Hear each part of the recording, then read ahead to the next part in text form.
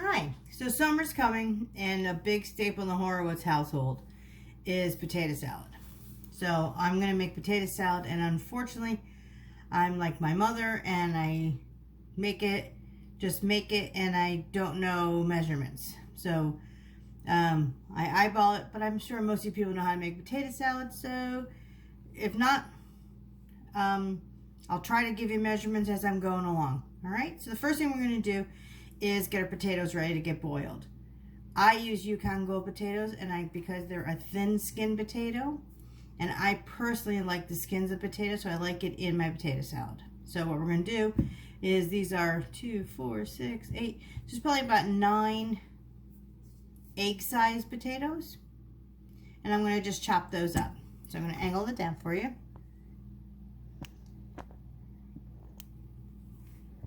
Let's see if you can see my cutting board. There we go. So, actually I'm pretty good with a knife, but in case you're not, potatoes do stick when they're being cut. It's the starch in them. So we cut them in half, right? And then we just saw away at them. On my side I have a pot, and I'm going to place them in my pot. My potatoes have already been washed, so we're just going to slice them up, put them in the pot, cover them about a little bit over 1 inch with water, and then we're going to put them on the stove and set them up to boil. I boil them until they are fork tender. It's also called to the tooth, so that if you were to bite into it, it would be nice and tender for you. My cuts are bite size because I don't want them to disappear in the potato salad. I actually want to be able to know that there's potato in the potato salad. It's not the healthiest of menus, but it's also a summertime classic. And with the heat that we've been experiencing lately and the weather, it's kind of nice and refreshing that we don't have to heat the house up. So I'm going to finish cutting these up, and then we're going to get them in a pan, cover with some water and some salt. All right, so my potatoes are all done, and I have them in a pot. Try to lift this up for you. I never know how to do this. And my great niece even bought me a tripod. So as you can tell, they're in there. I usually use my thumb, a little bit over a thumb above it. We're going to put some salt on it. Put it on, let it boil until they're fork tender. Okay, so while the potatoes are boiling, I have my bowl that I'm going to serve it in. And I'm going to get all my stuff into the bowl and wait for the potatoes. So I have some celery, and be it a good habit or a bad habit, I always use my sink as my garbage can. And what I'm going to do is I'm going to get the stuff in here. So I'm going to slice my celery. I'm using 2 stalks of celery, and I slit them down into 3s on that one. And here's 3 on this one because I like them small enough, but I'm a huge celery fan, so I want to be able to taste it. And then I'm just going to cut them. Okay, I know Chef Jim did a knife skills video, so you can watch that to learn some knife skills, but I'll tell you one thing that I've always learned is the tip of your knife never leaves the cutting board, and you kind of just use it as a saw, and always get your fingers out of the way. So I'm going to take these, and I'm going to put them right into my bowl. Okay? So I got 2 celery. When I'm putting it together, I might find that I want more celery than that. Now I have onion.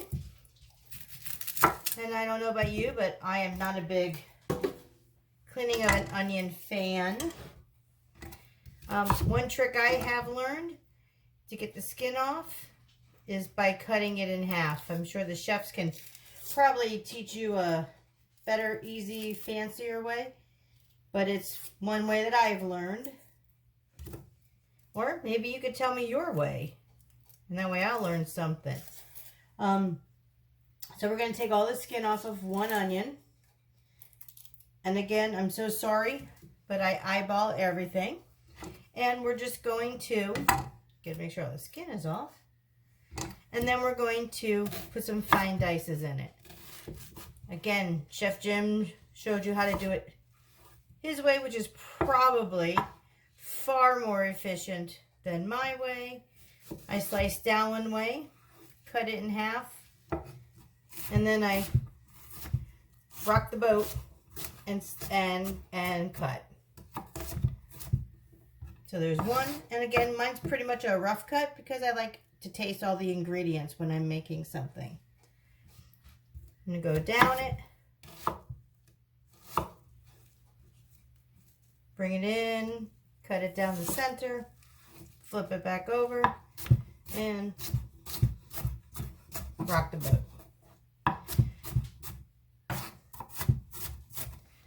Take all this, put this back in the bowl. Okay. So I like about an onion to celery ratio, should be about equal. If you like a little bit more bite, put more onion in. I usually like more celery. Okay, so this is about where we are now. Celery's on the bottom. And the other thing that I put in is egg. So I have 2 hard-boiled eggs that I have already cut. I am going to fine dice one of them. And I sliced it down one way, and now I'm going to slice it down the other way. Turn it, and just slice it down.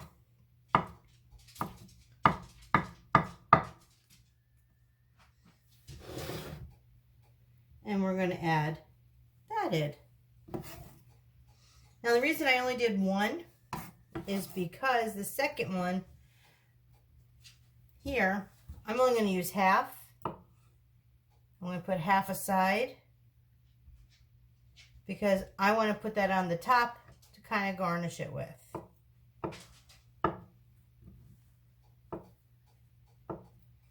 Okay, and we'll cut this one up. Put that in. So we have all of our guts put together, and now we're just waiting on the potatoes. Okay, so potatoes are done. And here they are. And I'll show you what I mean by fork tender. I always use the lid. See how easily the fork comes out? But they're still put together. So the fork goes in, and they don't really fall apart.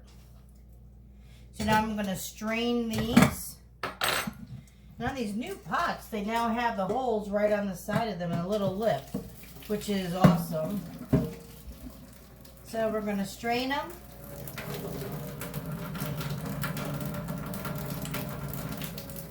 And then we're just going to let these cool a little bit before we put everything together. They don't have to get really, really cool, but we're going to let them cool just so that the heat is off. What I always sometimes like to do is run some cold water over them. Cold water will also stop the cooking process of them so they don't get any more mushy, because these are really perfect right now. And then sit in there for a second, and I'll drain the water again.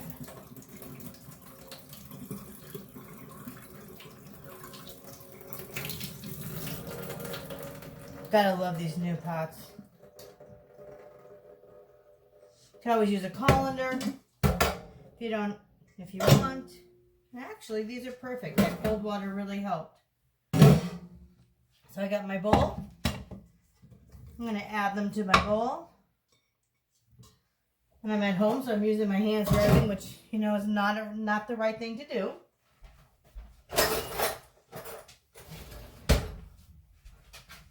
And I still see some steam coming up. So now all I'm going to do is I'm going to try to mix this all together to see if it has the consistency that I want. Is there enough ratio? Is there enough celery to potato to onion to egg? Because now's my time to really add. Okay, and I'll zoom in for you. One day I'm going to learn how to use this thing. So you can see it's pretty good.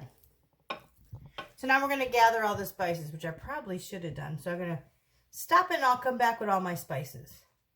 Okay, so we're back. And I think I'm going to angle this down so you can see what I'm doing. So we have our mixture in here. And now, like I said, I'm so sorry, but I don't measure.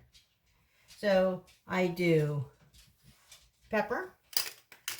And you could use white pepper, but I don't like a lot of pepper. So I like to use black so I can see it. My theory is you can always add, you can't take away. Then I use onion. This is granulated onion. Even though we have onion in here, I just like to sprinkle a little bit. It just kind of gives it that extra boost. My family, nothing is complete without garlic, so everything gets garlic. I also think that fresh garlic would be a little too much. Again, I just sprinkle it so I can see it on the top. Show you what I'm talking about. I don't know if you can see it, but I can actually see the ingredients. Next is my secret ingredient that I use, which is celery salt.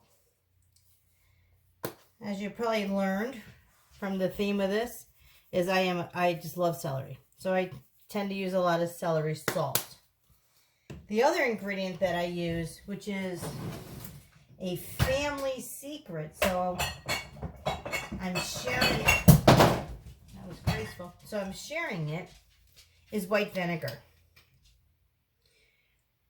So I don't know why, but I've always measured by the cap. Probably because that's what my mother did. So we're doing 2 capfuls. Less is more. You can always add in. And then finally, mayonnaise. What's a salad without mayonnaise? I'm trying to be a healthy eater, so I don't want to go too crazy because, again, you can't take it away. So I have everything in. And what it looks like now and what it looks like after it chills is a little bit different, as you guys probably already know. But just seems to get thicker or whatever after it sits for a little while. So I have it almost all blended already. Okay.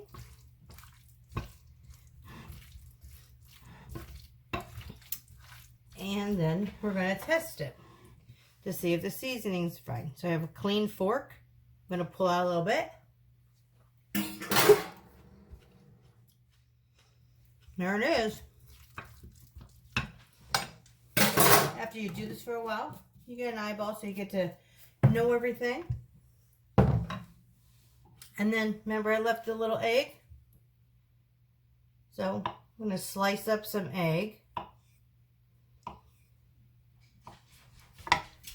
And I'm going to just put it and sprinkle it around the top up here.